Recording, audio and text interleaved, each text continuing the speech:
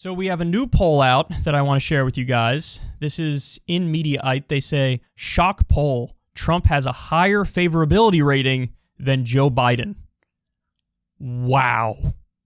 Because it wasn't that long ago that Joe Biden was leagues ahead, dog. Like, Joe Biden at like 54% or 52%. And now let me give you some of the specifics of this one. It's a Quinnipiac University poll, and it was released Tuesday. Joe Biden's favorability rating among registered voters is 40%. 40% favorability rating. Wow. Donald Trump's 41. Now, that's really a statistical tie, but I remember in 2016 when there was one poll that came out. All the polls had Hillary up, Hillary up, Hillary up, and then one poll came out pretty close to the election that was like, actually, Trump's leading by 1%. And I looked at that and I was like, uh-oh, SpaghettiOs. Here we go. Here we go. I'm saying the same uh-oh SpaghettiOs right now. Biden at 40%, Trump at 41%. So let me give you some more stuff from this poll because it's all interesting. 51% of those surveyed said that the country is worse off now than it was a year ago. That's despite the fact that the vaccine against COVID had yet to be developed. Wowzers. Wow. That's a red flag if I've ever seen one, dog. Republicans and Democrats in Congress fared even worse, as they always do. Just 24% of registered voters said they approve of the job congressional Republicans are doing. 24%. You want to know why? Because they ain't doing Dickie McGee's acts but obstructing and voting no. Not helping the American people, not passing any productive legislation. Their whole thing is even propose a mild, watered-down, incrementalist improvement to society and wrong. Go fuck yourself. I'm against it. Now, the Democrats, I have the Democratic number here. Hold on one second. Actually, let me say, so 24% approval of the Republican Party in Congress, 68% disapproval, and Democrats polled a little better, 32% of voters approve, so 8 percentage points higher, and 62% disapprove. So in other words, a few more approve of the Democrats, and my guess is it's because at least they're trying to pass some sort of positive legislation. I mean, this bill, the original $3.5 trillion reconciliation bill over a decade, has a child tax benefit and universal pre-K and paid family leave and paid medical leave and lower prescription drug prices and Medicare expansion and home care, all sorts of positive stuff. So I think you're seeing a little bit of a reflection of that in the polls where whoever's really educated on that stuff can say, yeah, I have a higher approval rating of them simply because they're trying something. Just 35% of voters said they want to see Trump run for president again. See, this is where it gets complicated because Trump has a higher favorability rating than Biden, but only 35% of voters want to see Trump run again. Now, that number went up since May. It was only 30% in May, but still, that's a low number. Meanwhile, 52% said they believe Trump has been undermining democracy since the 2020 election. That number actually gives me a little bit of hope. Because it is true. Basically, everything Trump has said since he lost the election is whining and crying and bitching and moaning about how he didn't really lose the election and the election was stolen, even though all the evidence points in the other direction. And there were 60-plus court cases over this, and he lost almost every one, even from judges he appointed and other Republican judges. They were like, there's no evidence that you won the election. Stop. So he's been going out there making that case, and more than half the country is like, you're wrong, and you're undermining democracy. So that gives us a little bit of hope. But I will say, man, this is a rough one. There was a poll from July where they were looking at the 2024 Democratic primary race. Now, I know that's a long way off, but bear with me here for a second. Now, in that poll, 73% say, Biden again. Okay. Well, that was at a time when Biden's approval rating was like 54%. It was high. Right underneath Joe Biden. So if it's not Joe Biden, because Lord only knows if he'll make it to 2024, he's a zombie today. And again, his numbers are plummeting. So let's say, for argument's sake, he can't run in 2024. So if it's not Biden, then you have Michelle Obama in second place, 34%, tied with Kamala Harris at 34%. Then you have Mayor Pete at 19%, Bernie Sanders, who's definitely not going to run, at 19%, Elizabeth Warren at 19%. We all know how well her campaign went last time, how it imploded gloriously. Stacey Abrams at 15%, Cory Booker at 14%, AOC at 9%, Andrew Yang at 7%, and he's obviously not going to do that. He started a new third party. And then, you have 6% none of the above, and 1% said, well, somebody else. So this is a bit of a disaster.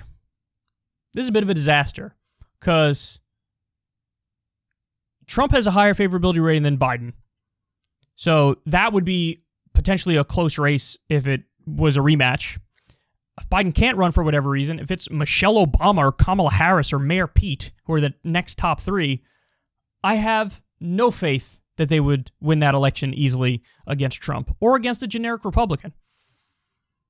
In fact, I think they're uniquely bad, that they might get their clock cleaned if any of the three were the option. So, listen, it's a tough moment right now for people in the entire country, but also people on the left specifically. Because if you don't get this good reconciliation bill, if you get some massively watered-down version of this reconciliation bill, you get wiped out in the midterms, you could lose in 2024. Even if you hang on and are competitive in 2024, what's Michelle Obama or Kamala Harris or Mayor Pete going to do? They're also going to do compromises on the compromise of the compromise of the compromise. They're also going to do incrementalism. So really, I'm pleading to the Democrats. I'm pleading to Joe Biden. For the love of God, you got to do everything you can right now for policy reasons to make the country better and to improve the lives of the American people, but also for politics reasons. You have to get real change implemented. You have to get the child tax benefit for 5 or 10 years, get universal pre-K for 5 or 10 years, paid family leave, paid medical leave, lower prescription drug costs. If you don't materially deliver for the American people, game, set, match, dog. Like what? Democrats out of power for 10 years, Republicans pass more tax cuts and more deregulation for the rich and wage 2 more wars. We have no time to spare for climate change related stuff too. So everything rides on this moment right now. And I know that sounds hyperbolic. It's not even slightly hyperbolic. You have to get that reconciliation bill passed. You have to get those very positive provisions implemented into law. And even then, you got to buckle up and hope you can hang on. Why? Because they didn't pass a voting rights bill, which means that Republicans have like a 6 percentage point built-in advantage. So even if the Democrats win by 6 percentage point in the popular votes in the midterm, then they can still end up losing seats. So the deck is totally stacked against right now. And of course, they're not treating the moment with the seriousness that it deserves, because they all have West Wing brain. They all have new Democrat coalition brain. They're smoking from that corporatist crack pipe as hard as anybody could. And so on a policy perspective, we might get not much. And in a politics perspective, we might get obliterated. And it's hard for people on the left to see any sort of light at the end of the tunnel. Well, the best case I can make for you guys right now is this. We're currently witnessing a revival of the labor movement. We're seeing worker strikes all across the country. And that's a phenomenal thing. So a lot of your energy should be geared towards that. We're going to have Jonah Furman, who's a phenomenal labor reporter, who's really following the John Deere strike closely. He's coming on Crystal Kyle and Friends this week, and I highly recommend everybody checks that out, because you're going to get a real picture of just how sleazy John Deere is acting, just how sleazy management in these corporations are acting, and how much the workers are fighting for their rights and better pay and better benefits. So that's one of the most important things going on right now. And then outside of that, you got to try to get direct ballot initiatives and direct reform for the people to vote on issues to improve their lives. We saw it in the 2020 election.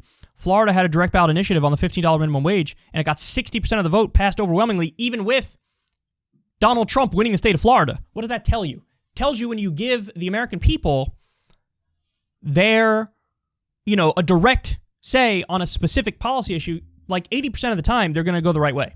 And I've seen it. The only time they don't is usually when there's like massive propaganda against voting the right way. So whatever the propaganda was against the $15 minimum wage, it wasn't enough to overcome people's common sense. So those are the two lights at the end of the tunnel. Revival of the labor movement, which is phenomenal, and people getting directly involved on specific issues. Specific issue advocacy. And then outside of that, all you could do is harangue these politicians to do better. Harangue the Democrats to actually fight. Harangue them to put Manchin and Sinema in their place. And for us to get a decent legislation through. Because right now, with what Joe Biden's doing, it ain't enough. For the love of God, he could eliminate all student loan debt right this second. $1.7 trillion worth. And he's not doing it. There's no excuse to not do that. He could legalize marijuana right this second. Take it off scheduled substances list. He's not doing it. Colossal failure. And there will be no legacy to speak of. Because he's acting a lot more like Bill Clinton than he is like FDR or LBJ.